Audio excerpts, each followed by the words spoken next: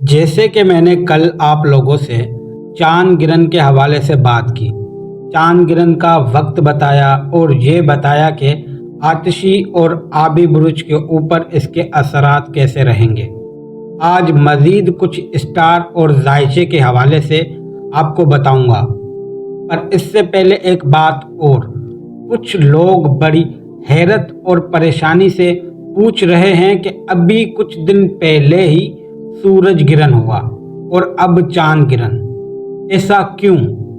دراصل یہ حیرت والی کوئی بات نہیں ہے، کیونکہ سورج گرہن کے 15 دن پہلے یا 15 دن بعد چاند گرہن ضرور ہوتا ہے۔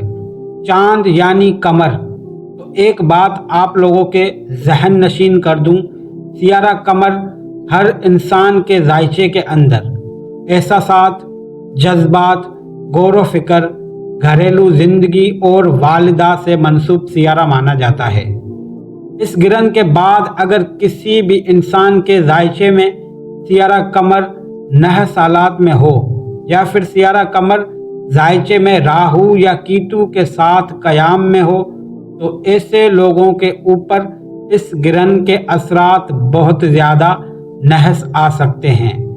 علم النجوم کے اندر چاند گرہن کی اس نوست کو ختم کرنے کے لیے یہ اپائے بتایا گیا ہے۔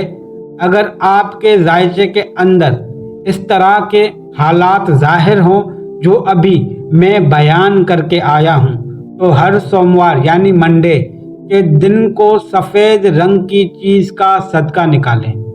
حسب توفیق چاول یا دودھ کا صدقہ دیں، کھیر بنا کر کسی غریب یتیم کو دیں یا کیڑوں مکوڑوں کو ڈالیں، اور اپنا برتھ اسٹون یعنی کہ جو نگ ان کی تاریخ پیدائش کے اعتبار سے لکی ثابت ہو وہ نگ پہن لیں، اور اس کے علاوہ ایکسٹرا یعنی کہ اضافی کوئی بھی اسٹون یا نگ نہ پہنیں۔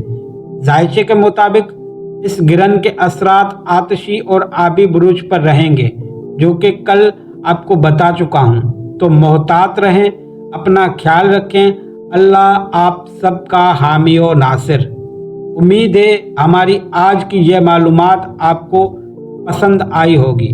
مزید معلومات اور رہنمائی کے لیے ہمارے چینل کو سبسکرائب کریں تاکہ ہماری ہر معلومات آپ تک برابر طریقے سے پہنچتی رہے۔